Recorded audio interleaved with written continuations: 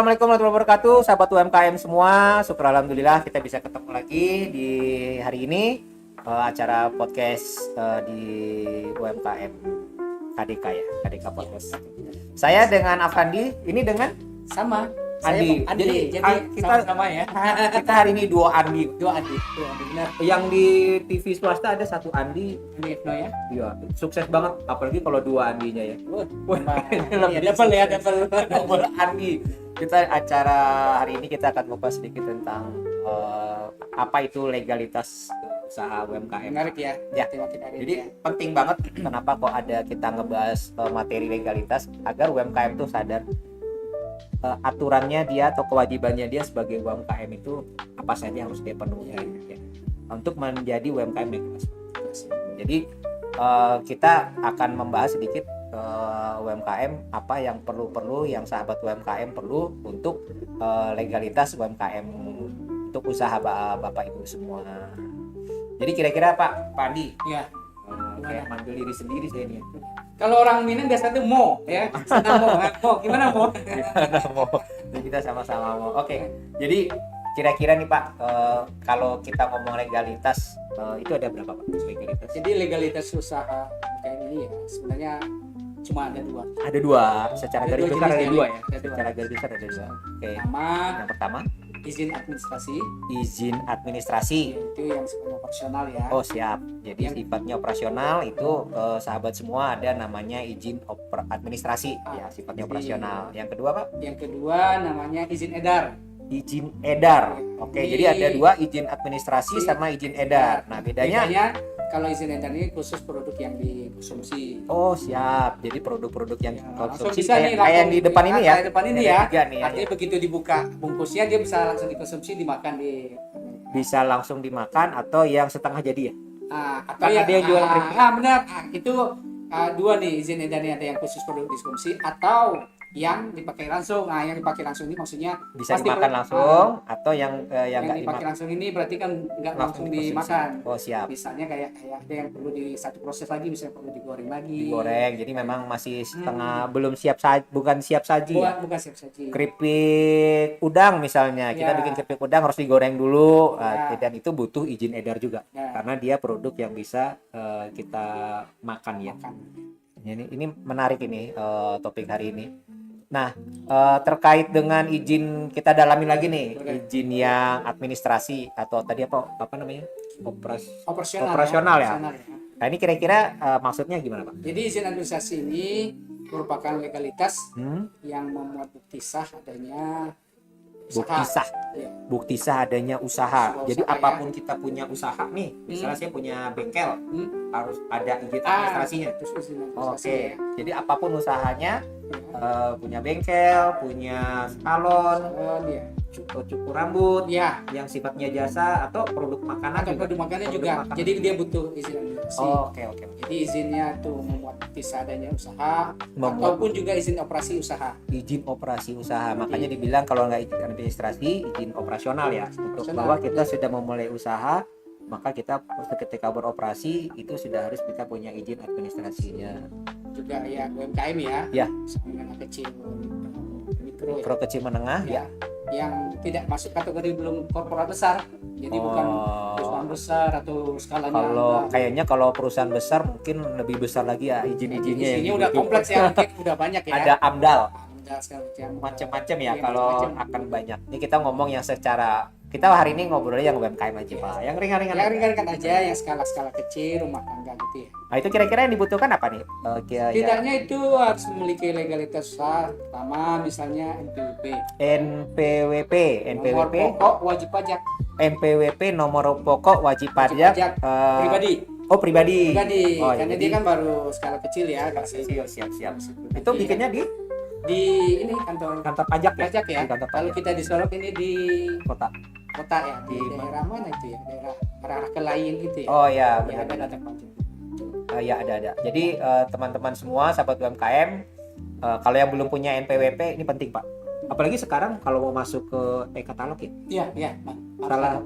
Salah satunya syaratnya adalah NPWP. Nah, sahabat UMKM mau jualan online nih, terus mau menawarkan produknya ke pemerintah, Nah itu kita ada sekarang namanya e-katalog, dan salah satu nyawa yang harus dimiliki oleh pelaku usaha semua adalah NPWP, diurus ke dinas pajak. Kita nggak bakal ribet, nggak. Enggak ya. Kalau khawatir kawan-kawan UMKM ini, oh pergi ke situ, ribet enggak. Saya yakin bahwa sebenarnya datang gitu ke situ kita nanti akan dilayani. Oke siap. Jadi nanti ada yang takut nih sama pajak nih Pak? Ya, Kayaknya juga- kecil ya. Kalau ujung-ujungnya UMKM nanti- kayaknya nggak ditagih, nggak usah takut. Dia kan ada batasan ya. Iya benar. Nggak semuanya harus dipajakin gitu. Jadi ya. oh nanti kalau saya daftar NPWP nanti saya bilang nih saya akan datang petugas pajak nagih. Nggak perlu. Nggak. Pajak UMKM sangat kecil, bahkan hampir nol Pak. Setahu saya nol, nggak ada permintaannya. Jadi yang satu NPWP, NPWP. yang kedua Yang kedua namanya NIB atau nomor induk berusaha. NIB, nomor induk berusaha, itu sama dengan NIK loh Pak. Jadi kalau orang gitu ya, kalau di Indonesia ini dia punya nomor Induk kependudukan. kependudukan. Nah, kalau usaha juga namanya Punya NIB. nomor induk Nomor induk berusaha. berusaha. Nah di mana kita bisa? Nah, ini bisa kalau kita di Solong ini ada mall pelayanan publik. Mall pelayanan publik di Kota Kota Baru ya. Bekas ini dulu pernah jadi kantor bupati lama. Ya datang ke sana gratis. Aktif. Oh gratis, mumpung gratis. Jadi semua pengusaha harus punya NIB, nomor induk berusaha. Itu sama dengan ini kayaknya NIK tadi ya. Iya. Persamaannya. Jadi semua Berarti satu orang cukup punya satu orang punya satu, nanti usahanya boleh banyak. NIK-nya satu tapi turunannya boleh banyak nanti. Nanti dibeda sama KBLI-nya yang berbeda nanti ya. Nanti ada materi khusus tuh untuk NIB. setelah ini ya. Ya nanti ada ininya yang kita bahas. Kita Sesi kupas khusus satu-satu ya. sesi khusus untuk bagaimana mengeluarkan NIB. Nah yang berikutnya Pak, Yang berikutnya ada HKI merek atau HKI, hak kekayaan atas intelektual. HKI merek jika usaha itu milik merek. Oh iya, semua usaha punya merek. Mas merek kan yang membedakan ini antara produk A sama B. Ini mereknya Ini misalnya contoh bawang goreng. Barito. Barito Oh ya. iya, Nah, ini mereknya ini mereknya ya merah. merah Nah, gitu ya. jadi Pisang lumer. lucu juga ya punya usaha nggak punya merek. Iyalah. Nanti ada kue yang enak tuh, kue apa? Adalah pokoknya nyari aja ke situ, bungkusnya gini-gini repot. Malah produk orang Yang diambil benar-benar. Jadi memang kita perlu mengurus HKI, hak atas kekayaan intelektual. Itu ke Kemenkum kalau nggak salah, ngurusnya di Kemenkum di Padang. Dulu pakai HAM ya, sekarang udah Iya, ya. sekarang udah Khusus udah ya. pisah fungsi. Jadi dulu ada Kemenkumham, sekarang Kemenkum. Jadi merek kita dilindungi.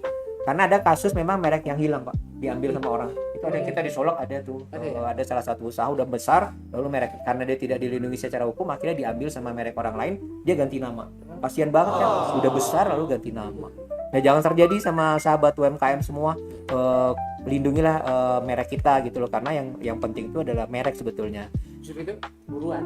Buruan. Diambil dulu. Iya, daftar dulu siapa yang ngunci dulu dia yang punya gitu. Tapi ketika udah besar harus ganti merek kan, kita branding ulang Pak, perkenalan ulang, nyari pasar ulang. Jadi sudah 3 nih. NPWP, NIB, HKI, HKI, lalu terus yang terakhir next keempat izin habis itu ada namanya SIUP. SIUP itu ya. surat izin usaha Perdagangan. Ya kalau usahanya dagang ya. Usaha dagangan. Kalau Kan ini usaha- produknya untuk didagangin, bukan Ya, untuk ya, dipajang ya, aja ya. ya, kan? ya, ya, Nah, ya, jadi itu- setelah dia punya merek, Ya. tujuannya apa? Untuk diperdagangkan. Oh ya, oke Jadi oke. dia juga punya harus Jadi izin. legalitas usaha ini memang sama kalau kita nggak punya legalitas usaha kita takut Pak Iya. aman. Ibarat gini deh, sahabat UMKM, kita udah lahir nih, terus kita nggak punya akte kelahiran, terus kita nggak punya KTP, nggak punya ijazah, itu mau kemana-mana takut, kita mau pergi kemana-mana nggak Ada berkembang, identitas kita nggak ya. punya identitas. Jadi memang perlulah kita membahas memiliki legalitas usaha. Walaupun saya usahanya masih kecil nggak apa-apa, anak kecil juga udah punya akte kelahiran, udah punya surat lahir, kenapa kok usaha kita enggak? Bisa dilindungi nanti Pak secara hukum gitu, secara hukum, dan pemerintah juga bisa nolong. Nah tadi udah ada 2 kan, yang secara garis besar. Yang satu tadi kemarin, administrasi, izin administrasi, yang kedua izin edar. izin edar, yang Izin tadi edar yang Bapak sudah sebut, dijelaskan bahwa khusus produksi yang dikonsumsi khusus produksi atau yang yang dipakai dikonsumsi langsung. atau yang dipakai langsung. Jadi kayak tadi makanan nih siap saji, bisa langsung tinggal ya. langsung dimakan. Makan. Nah, atau yang dikonsumsi tapi belum proses, harus melalui proses Iya, tertentu. misalnya kerupuk tuh udah Indomie nggak boleh sebut merek ya. Boleh lah ini instan ya. instan ya. Harus Dia kan direbus. harus di satu proses lagi ya, Dia direbus. direbus, dia yang instan. Dan biasanya itu kan kalau yang tidak konsumsi dia punya waktu agak panjang ya. Iya benar, Tidak daya langsung tipanya juga digunakan. bagus, guys. Kalau yang ini misalnya yang konsumsi langsung itu batasan expirednya agak pendek ya.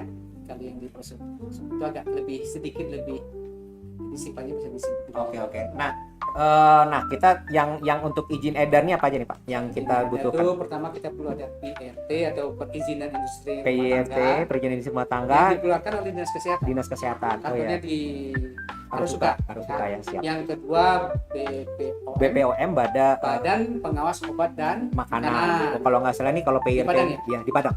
Dan Kalau nggak salah nih pengetahuan saya kalau makanan-makanan yang kering itu yang sifatnya kering memang PIRT.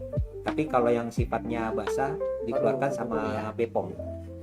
Daging-dagingan Pak, nugget, sosis, pokoknya terbuat dari hewani dan sifatnya basah itu Rendang, harus yang udah rendang, di- bener ya. itu BPOM. Tapi kalau yang kayak makanan yang ada di depan kita Yang ini, kering, yang ya. kering-kering siap saji itu bisa di dinas kesehatan yang melalui PIRT.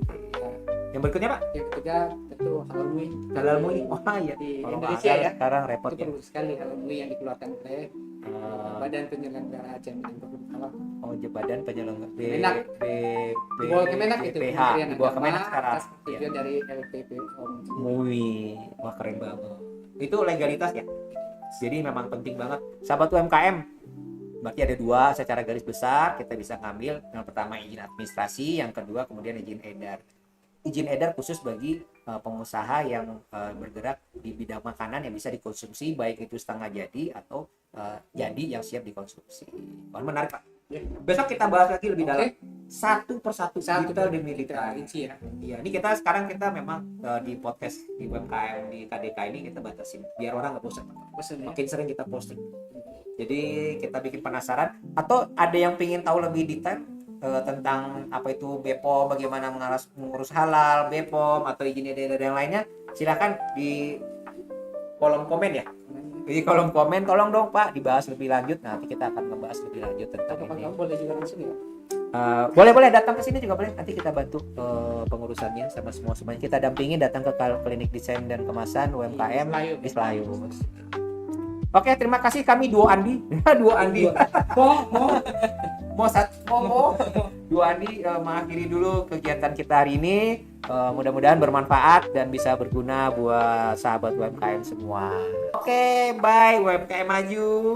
Dah.